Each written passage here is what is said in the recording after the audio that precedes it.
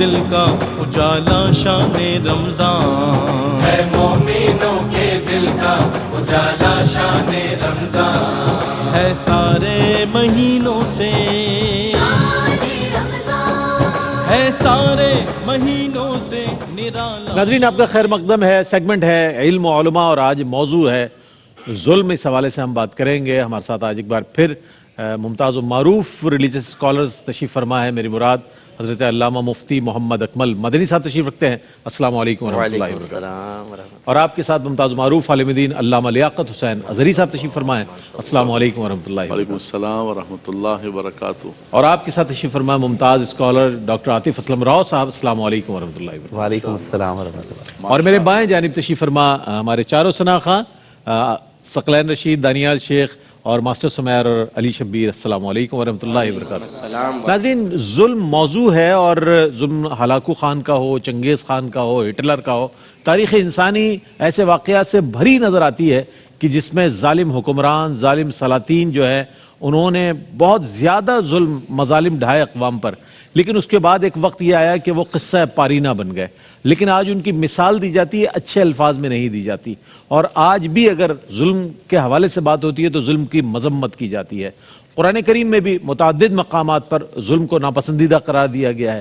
احادیث کریمہ میں بھی ظلم کی مذمت آئی ہے. اسی طرح سلف صالحین کے ہم اقوال اگر پڑھ لیں تو اس میں بھی ظلم کی انتہائی مذمت آئی ہے. اس حوالے سے آج ہم جانے، اور اگر آپ سیرت طیبہ بھی اٹھا کر دیکھ لیں تو آپ بدر سے لے کر اور پھر اگر 63 ہجری واقعہ کربلا کو بھی ہم دیکھ لیں تو ظلم کی جو داستانیں ہیں وہ اپنی جگہ نظر آتی ہے. اور مظلوم کو اللہ تعالیٰ سرخرو فرماتا ہے، وہ صبر کرتا ہے اور اللہ تعالیٰ اس کو سرخرو فرماتا ہے. آج اس حوالے سے ہم بات کریں گے، ظلم کے حوالے سے بات کریں گے. بہت اہم موضوع ہے اور بہت ہی آج کے ہم دور کی پر نظر ڈالیں تو اس میں بھی بہت سارے مظالم نظر آتے ہیں جسے ہم ظلم سمجھتے ہی نہیں ہیں، گردانتے نہیں ہیں. اس حوالے سے بھی انشاءاللہ بات کریں گے کہاں کہاں اصلاحات کی ضرورت ہے.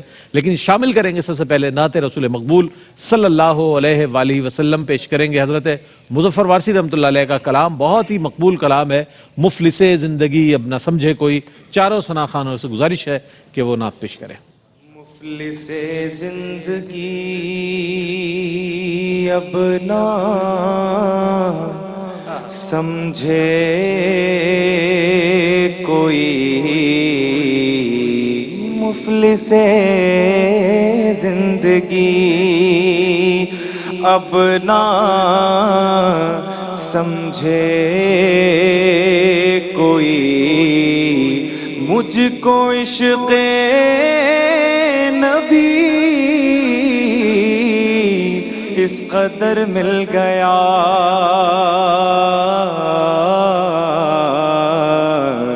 جگمگائے نہ کیوں میرا عق سے دروں. ایک پتھر کو آئینہ گر مل گیا، ذہن بے رنگ تھا، سانس بے روپ تھی،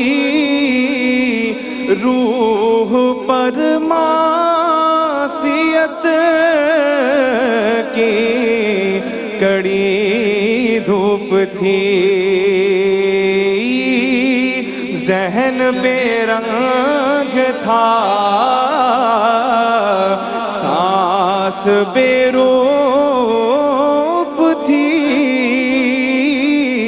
روح پر معصیت کے کڑی دھوپ تھی. ان کی چشم غنی رونق جاں بنی، چھاؤں جس کی گھنی وہ شجر مل گیا. مفلس زندگی ان کا دیوانہ ہوں، ان کا مجذوب ہوں، کیا یہ کم ہے کہ میں ان سے منسوب ہوں؟ سرحد حشر تک جاؤں گا بے دھڑک، مجھ کو اتنا تو زیادہ سفر مل گیا۔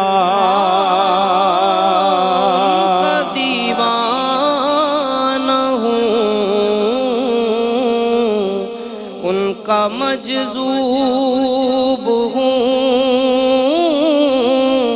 کیا یہ کم ہے کہ میں ان سے منسوب ہوں؟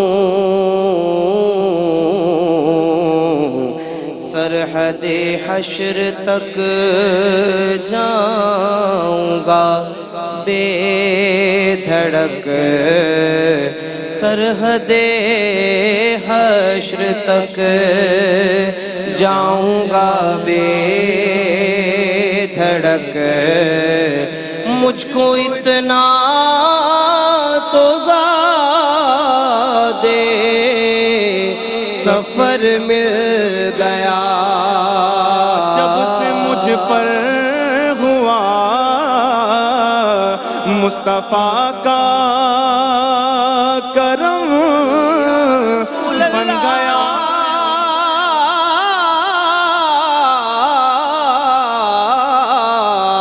جب سے مجھ پر ہوا مصطفیٰ کا کرم بن گیا دل مظفر چراغ حرم، زندگی پھر رہی تھی بھٹکتی ہوئی، میری خانہ بدوشی کو گھر مل گیا، مفلس زندگی اب نہ سمجھے کوئی، مفلس زندگی۔ نعت رسول مقبول صلی اللہ علیہ وآلہ وسلم پیش کی گئی، اور اب ہم آتے ہیں اپنے موضوع کی جانب، اور موضوع ہے ظلم۔ اس کے سب سے پہلے تو تعریف ظلم کی کیا ہے، اس کے حوالے سے میں ہم جاننے کی کوشش کریں گے، اور ظلم کی اقسام کون کون سی ہیں۔ علامہ مفتی محمد اکمل مدنی صاحب سے میں گزارش کروں گا اس پر۔ اعوذ باللہ من الشیطان الرجیم، بسم اللہ الرحمن الرحیم۔ ظلم کہتے ہیں بلا اجازت شرع کسی جاندار کو جسمانی، روحانی یا مالی اذیت پہنچانا۔ ٹھیک ہے۔ جاندار کا لفظ ہم کہتے ہیں تو اس میں انسان، جانور، مسلمان، کافر سب شامل ہو گئے، اور جب بلا اجازت شرع کہا تو اس سے استثناء ہوا اس چیز کا کہ اگر اجازت شرع کے ساتھ ہو تو بالکل جائز ہے۔ جیسے بعض جانور ایسے ہوتے ہیں جو موذی ہوتے ہیں، کٹکنا کتا ہے، کاٹنے والی بلی ہے، یا کوے ہیں، فواسق کہا حدیث میں ان کو، چیلوں کو بھی کہا۔ اس طرح چونٹیاں گھر میں بکثرت ہو جاتی ہیں، نقصان کا باعث بنتی ہیں، تو ان سب کو ہلاک کرنا جائز ہے۔ ایسے ہم قربانی کے لیے جانور ذبح کرتے ہیں جس کو بعض لوگ ظلم سے تعبیر کر دیتے ہیں، لیکن چونکہ یہ اجازت شرع کے ساتھ ہے اس لیے اس میں کوئی مسئلہ نہیں ہے۔ ٹھیک ہے۔ ایسی جج جو ہے وہ بعض وقت کمنٹس پاس کرتا ہے تو مجرم ہرٹ ہوتا ہے، اس کو جو رشتہ دار عدالت میں بیٹھے ہوتے ہیں وہ ہرٹ ہوتے ہیں، جب وکیل جرح کرتے ہیں تو یقیناً سامنے والے کے لیے باعث تکلیف ہوتا ہے۔ استاد شاگرد کو ڈانٹتا ہے، ہرٹ بھی ہوتا ہے، اور بعض وقت پنشمنٹ ہوتی ہے تو اس کو جسمانی تکلیف بھی ہوتی ہے۔ شوہر بیوی کو اگر شریعت کے مطابق سمجھا رہا ہے، ڈانٹ رہا ہے، اس کی دل آزاری ہو رہی ہے، یہ سب چونکہ اجازت شرع کے ساتھ ہیں تو یہ ظلم سے باہر ہوں گے۔ ٹھیک۔ پھر اس کی جو اقسام ہیں دو طرح ہم تقسیم کر سکتے ہیں، ایک تو اس اعتبار سے، ذات کے اعتبار سے، کہ جس پر آپ ظلم کر رہے ہیں وہ ذات کون سی ہے۔ اپنی ذات ہے یا دوسروں کی ذات ہے. اگر اپنی ذات ہے تو اس کا مطلب یہ ہوتا ہے اپنی ذات پر ظلم کرنا کہ انسان خلاف شرع امور کو اختیار کرے. جیسے کافر کفر اختیار کرتے ہیں ان کو ظالم قرار دیا گیا. ایسے کوئی آدمی چوری کرتا ہے, زنا کرتا ہے, غلط کام کرتا ہے تو ہم کہتے ہیں تم اپنی جان پر ظلم کر رہے ہو. اور ایک ہوتا ہے دوسروں پر ظلم کرنا, وہی جس کی ابھی تعریف ہم نے مکمل بیان کی.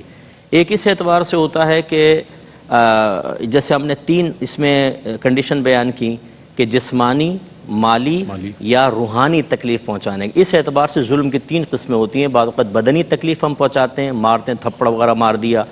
مالی تکلیف پہنچاتے ہیں, کسی کا مال دبا لیا, وراثت دبا لی, قرض دبا لیے, مکانوں پہ قبضہ کر لیا, پلاٹ پہ قبضہ کر لیا. اور کبھی روحانی تکلیف ہوتی ہے, جیسے ہم کسی کا کوئی الٹا سیدھا نام رکھ دیتے ہیں, دوست یا رشتہ دار کسی کو بٹھا کر اس بیچارے پر اس کا مذاق اڑا رہے ہوتے ہیں سب مل کر. یہ خواتین خاص طور پہ, میری بہنیں ناراض نہ ہوں, مرد بھی کرتے ہیں لیکن بہنیں خاص طور پہ دلہن کے ساتھ کھڑی ہوں گی اور ناک بہت موٹی ہے اس کی, آنکھیں چھوٹی چھوٹی ہیں, دولہا چھوٹی عمر کا, یہ بڑی عمر کی ہے. یہ تو دلہن یہاں بیٹھی ہوئی ہے اور یہاں ان کے یہ پاکیزہ کمنٹس چل رہے ہیں جس سے وہ بیچاری کے دل ٹوٹ جاتا ہے, دل آزاری. تو اس اعتبار سے یہ ظلم کی 3 قسمیں بنتی ہیں کہ بدنی ظلم, مالی اعتبار سے ظلم اور روحانی اعتبار سے ظلم. تو اگر یہ تفصیل ذہن میں رکھی جائے اور پھر ہماری ذات سے کسی کو تکلیف پہنچ رہی ہے, اس پوری تفصیل کی روشنی میں دیکھ لیں گے تو ہم یہ دیکھیں گے اگر اجازت شرع کے ساتھ ہے تو اس کو ظلم کہنا ایک ظلم ہے. اچھا. اور اگر بلا اجازت شرع ہے تو واقعی وہ ظلم ہے, اس کو غیر ظلم کہنا ایک ظلم ہے. اس پہ ہمیں توجہ رکھنی چاہیے. ٹھیک ہے. علامہ لیاقت حسین اظہری صاحب تشریف فرمائے ہیں. میں یہ جاننا چاہوں گا کہ ظلم کی مذمت قرآن و حدیث کی روشنی میں کن الفاظ میں آئی ہے, ہمارے ناظرین کے لیے کچھ ارشاد فرمائیں. جی بسم اللہ الرحمن الرحیم. قرآن مجید فرقان حمید کے اندر رب تبارک و تعالیٰ نے ظالمین کے لیے یہی فرمایا کہ الا لعنت اللہ علی الظالمین ان اللہ لا یحب الظالمین. اللہ تبارک و تعالیٰ پسند نہیں کرتا ہے بلکہ وہ اللہ کی رحمت سے دور ہوتے ہیں. بلکہ رب تبارک و تعالیٰ نے کئی ان علاقوں کا اور ان بستیوں کا ذکر کیا. وَكَذَلِكَ أَخْذُ رَبِّكَ إِذَا أَخَذَ الْقُرَىٰ وَهِيَ ظَالِمَةٌ. فرمایا کہ رب تبارک و تعالیٰ کے عتاب اور عذاب کا وہ مستحق بنی وہ بستیوں کے رہنے والے جنہوں نے اللہ تبارک و تعالیٰ کی نافرمانی کر کے ظلم کیا. اور رب تبارک و تعالیٰ نے یہی فرمایا کہ وَلَا تَرْكَنُوا إِلَى الَّذِينَ ظَلَمُوا فَتَمَسَّكُمُ النَّارُ. فرمایا کہ ظالم کا دوست بننا تو بہت دور کی بات ہے, ظالم کی طرف جھکاؤ بھی نہ پیدا کرنا. مَن مَشَىٰ مَعَ ظَالِمٍ لِيُقَوِّيَهُ وَقَدْ يَعْلَمُ أَنَّهُ ظَالِمٌ فَقَدْ خَرَجَ مِنَ الْإِسْلَامِ. مشکوٰۃ شریف کی حدیث پاک ہے, اللہ کے نبی صلی اللہ علیہ وسلم نے فرمایا کہ جس نے کسی ظالم کے ساتھ چلا, اس کو تقویت دی اور وہ جانتا تھا کہ یہ ظالم ہے لیکن اس کے باوجود اس کے ساتھ تعاون کیا, فرمایا فقد خرج من الاسلام, وہ اسلام سے نکل گیا. یہ تو اس کا ظاہری متن ہے. ہم یہ کہیں گے وہ اسلام کے نور سے نکل گیا, برکت سے نکل گیا, اس کی توجیہ کریں گے, لیکن متن یہی ہے کہ مسلمان اور اسلام تو ظلم کو مٹانے کے لیے آیا ہے, اور تم جو ہے وہ ظالموں کی طرف جا رہے ہو اور ان کے تعاون کر رہے ہو. تو فرمایا جھکنا بھی نہیں ہے, ان کے معاون بھی نہیں بننا ہے, ان کی مجلسوں کو بھی اختیار نہیں کرنا ہے.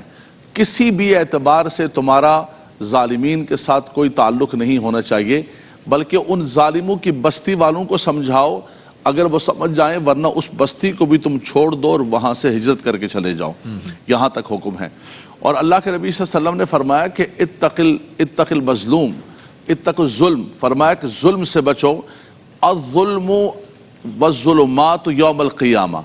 فرمایا کہ یہ جو ظلم ہے یہ قیامت کے دن کئی ظلمات اور اندھیروں کی صورت کے اندر آئے گا. اتقو. دوسرے مقام پر فرمایا اتق المظلوم اتق دعوت المظلوم. فرمایا کہ مظلوم کی بد دعا سے بچو. فرمایا کہ مظلوم کی بد دعا اتنی زیادہ صورت والی ہوتی ہے, اللہ کے نبی صلی اللہ علیہ وسلم نے فرمایا کہ اس سے بچ کے رہو. فَإِنَّهَا لَيْسَ بَيْنَهَا وَبَيْنَهُ حِجَابٌ. فرمایا رب تبارک و تعالیٰ اور اس کے درمیان کوئی حجاب اور پردہ نہیں ہوتا ہے, بلکہ دوسری حدیث کے اندر آیا فَإِنَّهَا تَصَعُدُ إِلَى السَّمَاءِ كَأَنَّهَا شَرَارَةٌ. فرمایا وہ آسمانوں کی طرف بلند ہوتی ہے.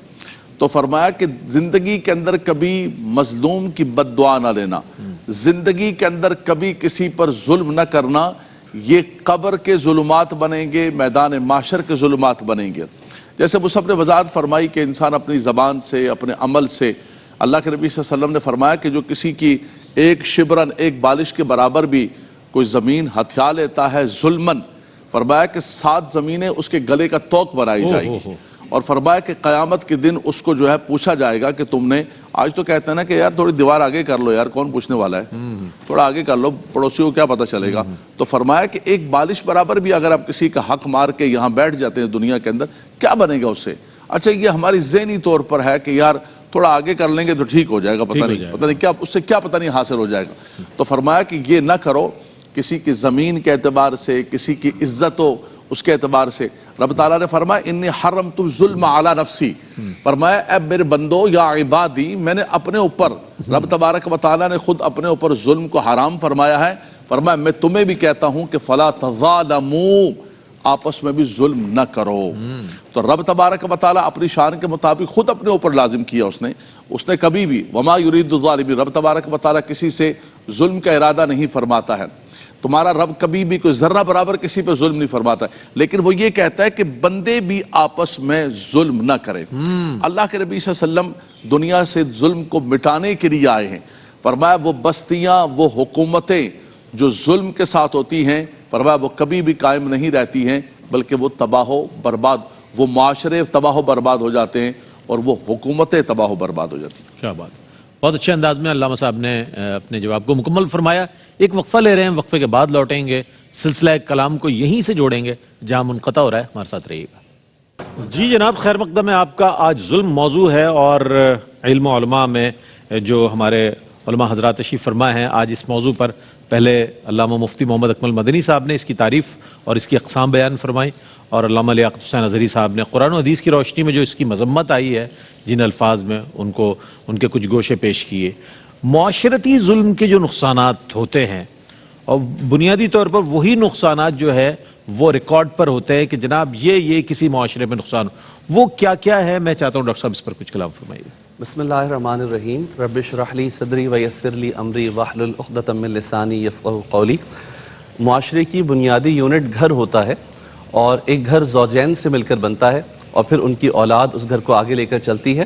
نبی کریم صلی اللہ علیہ وسلم کی سیرت میں جب ہم دیکھتے ہیں تو حضور علیہ السلام نے حجۃ الوداع کے موقع پر اور اس کے بعد بھی معاشرے کے جن 2 طبقوں کے حقوق کے بارے میں سب سے زیادہ توجہ دلائی ہے، جن کے حقوق کی ادائیگی کا کہا ہے، وہ 2 طبقات ہیں، ایک خواتین اور دوسرے ملازمین. جب خاتون کی ہم بات کرتے ہیں تو افسوس کے ساتھ 21ویں صدی میں بھی ہمارا طرز عمل وہی ہے جو قرآن مجید فرقان حمید میں عہد جاہلیت میں لوگوں کا بتایا گیا تھا کہ جب بیٹی ہوتی تو ان کے افسوس سے منہ سیاہ ہو جایا کرتے تھے.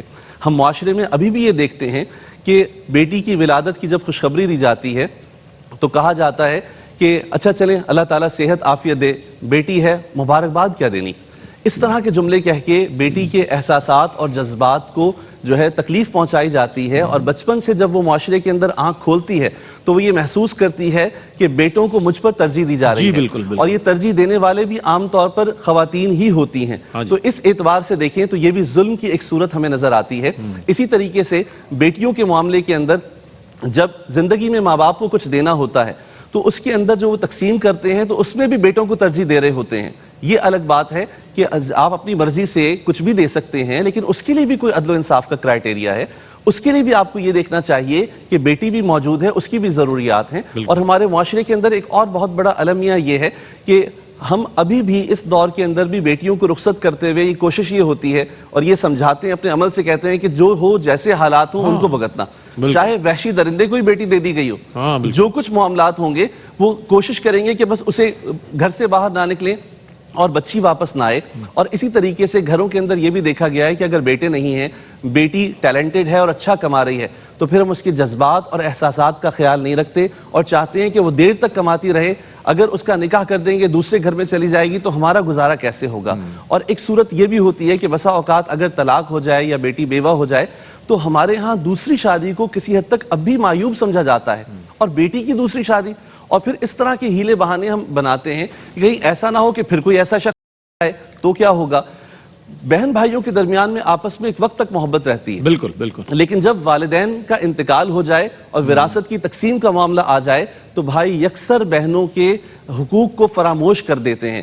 قرآن مجید فرقان حمید نے وراثت کے احکام تفصیل سے بتائے اور نصیب مفروضہ کہا کہ مقرر کر دیے اللہ تبارک و تعالیٰ نے حصے، لیکن بھائی وہی ایک ایکسکیوز کرتے ہیں کہ ماں باپ نے تمہیں جہیز دے دیا تھا جس کی وجہ سے اب تمہارا وراثت میں کوئی حصہ نہیں ہے، حالانکہ جہیز دینا تو یہ ایک معاشرتی ضرورت کے تحت تھا، اگر نہ دیتے تو بیٹی کو بیاہتے کیسے؟ لیکن پھر وہ بیٹی زندگی بھر بولتی رہتی ہے بھائیوں سے، لیکن بھائی دینے کے لیے تیار نہیں ہوتے، اور وہ اس طرح سے اظہار کر رہے ہوتے ہیں کہ جیسے کہ یہ کوئی قرض مانگ رہی ہے، حالانکہ وہ اپنا حق مانگ رہی ہوتی ہے۔ تو مختلف اعتبار سے دیکھیں تو ہم عورتوں کے حقوق کو پامال کر رہے ہوتے ہیں، لیکن دوسری طرف یہ بھی دیکھا گیا ہے کہ یہی بیٹی جب کسی گھر میں جاتی ہے اور اسے وہاں پر تھوڑا سا کھلا ماحول مل جائے تو پھر اسی کو رات کو سسر کی کھانسی بھی بری لگتی ہے، ساس کچن میں جا کے برتنوں کو جو آواز آ رہی ہوتی ہے تو اس سے بھی الجھن پیدا ہوتی ہے، اور پھر اسے یہ جو بوڑھے شوہر کے ماں باپ ہیں یہ بوجھ لگنے لگتے ہیں۔ تو اس طرح سے ہمیں اپنے معاشرے کے اندر دیکھنا چاہیے کہ کس انداز سے ہم دوسروں کے حقوق کو پامال کر رہے ہیں، کس انداز سے تکلیف دے رہے ہیں۔ رئیس بھائی میرے پاس ایک سیدہ بچی آئی اور آ کر اس نے کہا کہ سر میں حالات سے بڑی پریشان ہوں، میں نے معلومات کرنے کی کوشش کی تو کہنے لگی سر مجھے میرے گھر سے اس لیے نکالا گیا ہے کہ تو نے پہلی جو اولاد پیدا کی ہے وہ بیٹی ہے، اور اس سے بڑی بات کیا کہ اگر تو نے بیٹی ہی پیدا کرنی تھی تو خوش شکل تو پیدا کرتی، تیری تو بیٹی بھی خوش شکل نہیں ہے۔ وہ سیدہ کہنے لگی میں اپنی بیٹی کے ساتھ باہر آئی اور اپنے گھر تک نہیں پہنچ سکی، حالانکہ گلی میں ہی میرا گھر تھا، وہیں پر میں بے ہوش ہو گئی اور پھر مجھے دوسرے لوگ گھر لے کر گئے۔ یہ ہمارے ہاں ہو رہا ہے۔ اور اسی طریقے سے دوسرا طبقہ جو ملازمین کا ہے، تو اگر کسی کو بھی منصب مل جائے، منصب ملنے سے پہلے تو بندہ السلام علیکم ہاتھ ملا رہا ہوتا ہے، منصب ملنے کے بعد اس طرح سے بیٹھ جائے گا اور دوسرے جی بھائی کیا ہوا، جیسے کبھی پہچانتا ہی نہیں ہے۔ حضرت علی کرم اللہ وجہ الکریم سے ایک قول منسوب ہے کہ منصب ملنے کے بعد انسان کھلتا نہیں بلکہ واضح طور پر سامنے آ جاتا ہے، بے نقاب ہو جاتا ہے اس کا کردار۔ تو اس انداز سے یہ وقتی منصب ہے، یہ عارضی دنیا ہے، this too shall pass، یہ وقت بھی گزر جائے گا۔ تو سوچنا چاہیے، اور یہ ہم اپنے اطراف میں دیکھتے ہیں کہ اسی طرح کے فرعون ذہنیت رکھنے والے لوگ جب ان کا کوئی قریبی مرتا ہے تو پھر بھی لوگ جنازے میں آتے ہیں، لیکن جب ان کا اپنا انتقال ہو جائے تو پھر کوئی لحاظ اور مروت نہیں رہتی، کوئی جنازے کو کندھا دینے بھی نہیں آتا۔ یعنی عارف رومی اپنے دور کے حوالے سے فرماتے ہیں کہ اس دور میں نمرود کا پیسہ، فرعون کی حکومت اور قارون کی دولت لوگوں کے پاس نہیں ہے، اگر یہ ہوتی تو ہر دوسرا خدا بننے کے لیے تیار رہتا۔ تو ہمیں سوچنا چاہیے کہ یہ سب چیزیں عارضی ہیں، اگر ہم نے ان کے ساتھ انصاف نہ کیا اور ہم نے لوگوں کو ان کے حقوق نہ دیے تو بروز قیامت اللہ تبارک و تعالی ہمیں بھی ایسے ہی عبرت کا نمونہ بنا دے، اگر خدا نخواستہ اس نے معاف نہ کیا، جیسے فرعون کو عبرت کا نمونہ بنایا ہے، نمرود کو بنایا ہے، حامان اور شداد کو بنایا ہے۔ تو اس لیے کوشش کرنی چاہیے کہ جن کے جو حقوق ہیں انہیں ادا کر دیا جائے تاکہ ہماری دنیا اور آخرت بہتر ہو سکے۔ بہت اچھی بات۔ اچھا، یہ ہمارے رویے ثابت کرتے ہیں کہ ہماری فکر کس طرف ہے۔ جو آپ کو نام گنوائے گئے ہیں اس فکر کے تحت اگر ہم اپنے معمولات میں مشغول ہیں تو لوگ یہ کہیں گے بڑا اس طرح کی فکر رکھنے والا آدمی ہے۔ بہرصورت اب یہ میں جاننا چاہوں گا کہ جو ظلم کے اسباب ہیں، وجوہات ہیں، وہ کیا کیا ہے اور ان کا تدارک کیسے ممکن ہے، اس کے حوالے سے علامہ مفتی محمد اکمل مدنی صاحب سے میں گزارش کروں گا کہ اس کی وجوہات اور اسباب بھی فرمائیے گا اور پھر اس کے تدارک پر بھی روشن ڈالیے گا۔ جی، تقریباً جب ہم کسی بھی چیز کے بری چیزوں کے اسباب کی طرف آتے ہیں نا تو یہی چیزیں سامنے آتی ہیں ہماری۔ پہلی چیز کیا ہے؟ جہالت۔ قرآن اور حدیث کو ہم نے چھوڑ دیا، علم دین حاصل کرنا چھوڑ دیا۔ جیسے بھی میں نے آپ کے سامنے ظلم کی تعریف عرض کی، میں گراؤنڈ ریئلٹیز پہ کلام کرتا ہوں۔ آپ 100 آدمیوں سے ملیے گا، ان سے کہیے گا ظلم کی تعریف بتا دو، پتہ ہی نہیں ہوگی۔ اسی لیے جیسے میں نے کہا نا کہ اسلامی سزاؤں کو بھی کہتے ہیں ظلم ہے۔ ارے بھائی ظلم ہے کیا؟ تمہیں پتہ ہے کہ ظلم کیا ہے؟ قربانی کے جانور کو ذبح کرنا ظلم ہے، جانوروں پہ کتنا ظلم کر رکھا ہے۔ اپنے نسل کوئی درخت کاٹے تو بولتا ہے درختوں پہ بڑا ظلم کر دیا انہوں نے۔ یہ سوچنا چاہیے کہ ظلم ہے کیا۔ تو اصل مسئلہ کیا ہے؟ تعلیم کا بہت فقدان ہے ہمارے ہاں۔